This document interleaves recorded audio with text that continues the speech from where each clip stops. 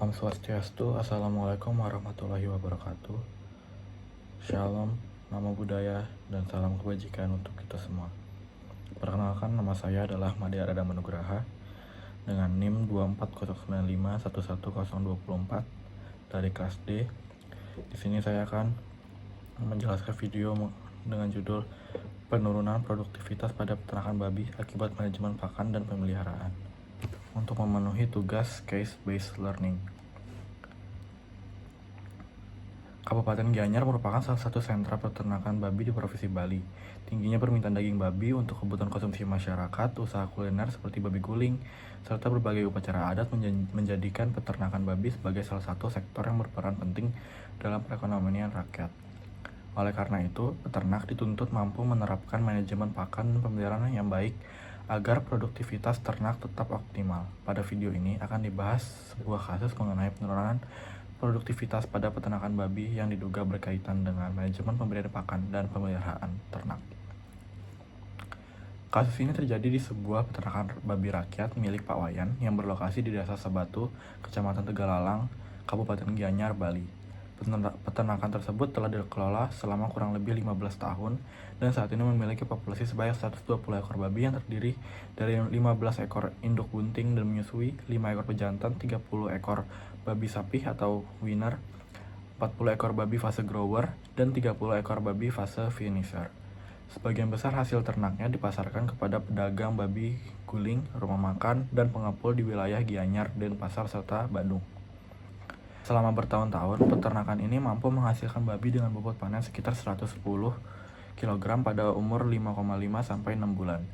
Namun, dalam 2 bulan terakhir, Pak Wayan mulai mengeluhkan pertumbuhan babi yang lebih lambat dibandingkan biasanya. Banyak babi yang belum mencapai bobot panen meskipun umur pemeliharaannya sama seperti periode sebelumnya.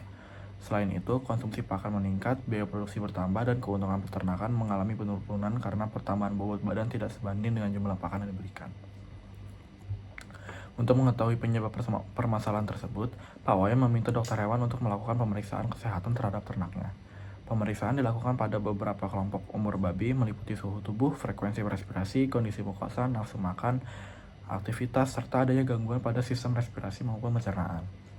Hasil pemeriksaan menunjukkan bahwa sebagian besar babi dalam kondisi klinis yang normal, tidak ditemukan penyakit infeksi yang signifikan, serta program vaksinasi dan pengobatan rutin masih berjalan dengan baik.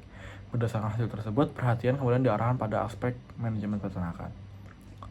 Hasil observasi menunjukkan bahwa seluruh kelompok umur memperoleh jenis pakan yang hampir sama, yaitu pakan komersial yang dicampur dengan limbah sayuran pasar dan sisa makanan dari jumlah rumah makan, tanpa disesuaikan dengan kebutuhan nutrisi setiap fase pertumbuhan. Pakan diberikan 2 kali sehari, yaitu pukul 7.00 dan 16.00.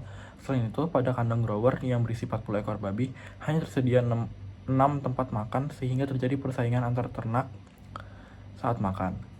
Air minum juga tidak tersedia sepanjang waktu karena bak penampungan sering kosong pada siang hari, sedangkan di gudang penyimpanan ditemukan beberapa karung makan yang mulai menggumpal dan berjamur.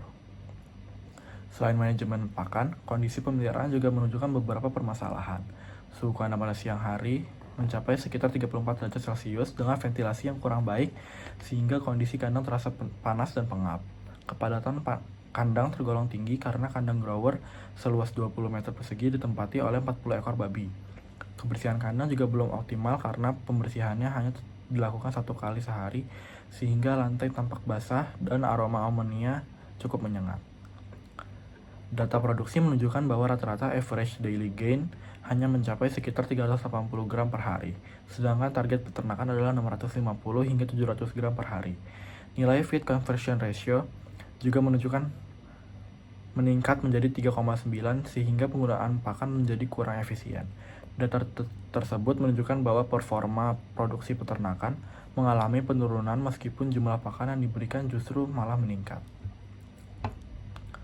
Berdasarkan hasil pemeriksaan dan observasi, penurunan produktivitas pada peternakan ini tidak disebabkan oleh penyakit infeksi, melainkan oleh beberapa faktor manajemen yang saling berkaitan.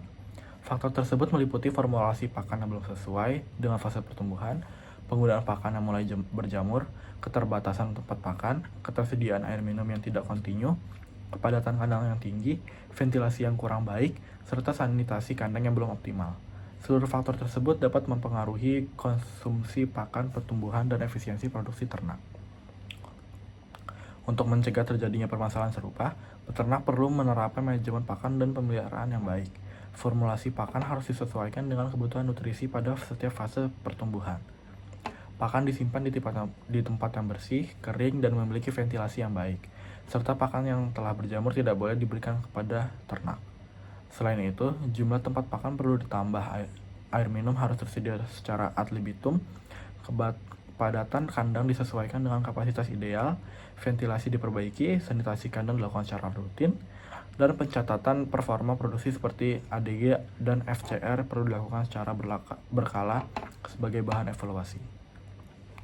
Dari kasus ini dapat disimpulkan bahwa penurunan produktivitas pada peternakan babi tidak selalu disebabkan oleh penyakit, tetapi juga dapat dipengaruhi oleh manajemen pakan dan pemeliharaan yang kurang optimal. Penerapan manajemen yang baik, mulai dari penyusunan ransum, penyediaan air minum, pengaturan kepadatan kandang, perbaikan ventilasi, hingga sanitasi kandang yang rutin, merupakan langkah yang penting untuk menjaga kesehatan, kesejahteraan, produktivitas, sehingga usaha peternakan dapat berjalan secara lebih efisien dan berkelanjutan. Terima kasih telah menyimak.